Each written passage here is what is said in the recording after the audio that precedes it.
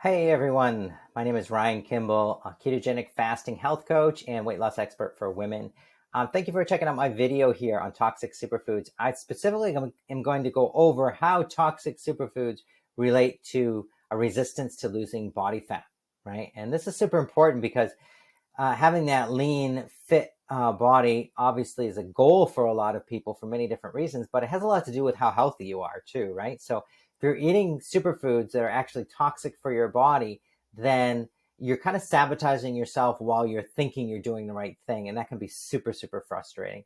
There's so many foods that have now been touted as superfoods or at least very healthy for you, or you should have in your diet regularly, that it's gotten a bit confusing to people. And a lot of my clients come to me with a lot of confusion about what they should be eating and how much, and why am I asking them not to eat these certain things. And I just wanted to give you a brief overview of this subject of what's called anti-nutrients in some plant foods, and why a lot of the plant superfoods that people eat sometimes don't give them all the results that they're looking for, specifically in the weight loss area. So you may have heard, that there's certain anti-nutrients that are in foods, meaning these are nutrients that are meant to protect the plant. And they interfere with the absorption of our food. They cause indigestion. They cause body aches and pains, mental fog, and inflammation.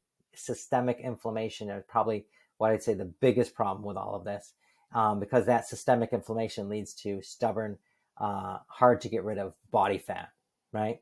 So your body, when there's inflammation in an area of the body, tends to put fat there in order to give that area protection and energy to heal that area. And there's other reasons too, but those are two principal reasons.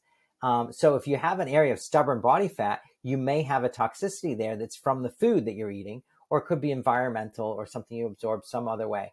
But I just wanted to go over this concept of anti-nutrients. So anti-nutrients, they're completely something that plants use to protect themselves. Plants can't get up and run away. So they have these anti-nutrients, and these are different proteins and acids and just substances that the plants make, right? They're common.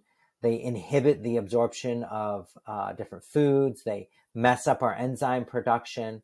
They add and create crystals in our body that can be painful. There's sometimes proteins that get lodged and bound in our gut that create holes in our gut, lead to leaky gut, all sorts of things. I'm not going to go over all the details, but just understand that anti-nutrients are something that may be leading to your bloating, your cramping, body aches and pains, inflammation, brain fog, fatigue, and lack of weight loss, right? So you really want to get rid of them, and you really want to eliminate them from your diet. Not everybody seems to be sensitive to all of them. So I'm not saying you have to go on a carnivore diet or only eat, drink water forever. And that's nothing ridiculous like that. But you sometimes have to do a bit of an elimination diet and look at what your symptoms are and take some time to figure out what's going on with yourself. Maybe work with somebody for a little while, right? So I'm just going to list through some of the more common anti-nutrients. This is not a complete list. These are just some of the anti-nutrients. So phytic acid, this is found a lot in grains. And this is simply an acid that stops our body from absorbing minerals like calcium, iron, zinc. We all know we need these, calcium, strong bones, iron, allows you to process a lot of different, chemical actions in your body that make you healthy. Zinc, all those is important for our immune system, right? So another one is lectins, and these are often found in things like legumes, certain vegetables, grains, etc., and even nuts, almonds. So these are very harmful to the body in that they come into your gut and they cause inflammation by creating trouble down there. They're actually poking little holes in the lining of your gut, these proteins, because they can't be absorbed correctly. And then oxalates, this is another acid that plants produce, and these can bind again with the minerals in our body. And when that happens, they can make these little crystals that get deposited. Remember, I talked about you can have deposits of body fat. Sometimes that's an oxalate crystal that's deposited in there, and your body's putting some fat there to make sure that you don't, that you can handle it, or that it protects your body from it, right? So getting rid of oxalates is really important as well. So those are just some of the more common anti-nutrients, right? And then I'm going to go through some of the superfoods that these are found in. And I'm not going to get real specific and list what everyone has. Some of these superfoods have several of them. And it's not to say that you have to get rid of these right away. In fact, whenever you're getting rid of anti-nutrients, you don't want to do it all at once. You want to do it slowly, right? Any book you read, if you read Toxic Superfoods, that goes over reducing oxalates. So you want to do it slowly. Dr. Gundry talks about reducing and getting rid of lectins, right? You don't always want to do it right like that. Getting rid of grains, that another one. If you do it too quickly, you'll have a Herx reaction where your body goes into a detox and you're like, ah. So here are some of the superfoods or foods that are considered healthy that have oxalates or different anti-nutrients in them, lectins, etc. So maca, green tea, coffee, parsley, kale, spinach, turmeric, beets and beet greens, figs, almonds, rhubarb, sorrel, right? So these are just a few. There's actually a lot more. I just want to give you an idea that some of these are pretty common, right? Especially like almonds for a lot of people trying to lose weight.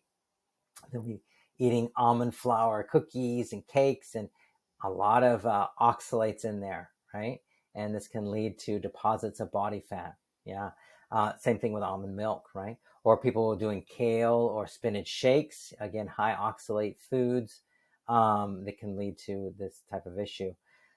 So anyways, just to give you a little idea there, you can do really simply, you could get the book Plant Paradox or Toxic Superfoods. It goes over this extensively.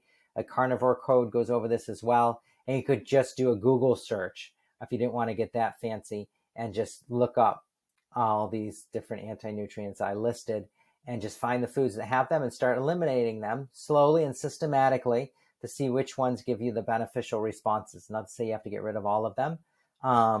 Or you could take a shortcut and work with somebody who knows what they're doing and can help guide you on that, of course. Because there are great qualities about all of these superfoods. Some people have had total reversals in some major arthritic type body conditions and other things by using herbs. So like turmeric, this can be super helpful for people, but it also has a high oxalate load in it, right? So you have to balance it. Is your body oxalate sensitive? And if you're doing too much turmeric, are you getting so many oxalates that is, contributing to the issues that you're having, right? Got to understand these things. It's not just somebody put out a marketing campaign that makes it sound really good. It's not always the case, especially when we're dealing with weight loss. There's so many variables going on. So if you'd like more information from me about this, of course, check me out on Instagram or Facebook at Longevity Fitness and Health. You can go to the link tree in my bio on either of those, and you can access my website, my podcast, other information about me, and some of the services that I offer, including my free Facebook group for women's weight loss. I'd love to work with you and help you in any way I can. Okay, thank you for watching. Have a great rest of your day.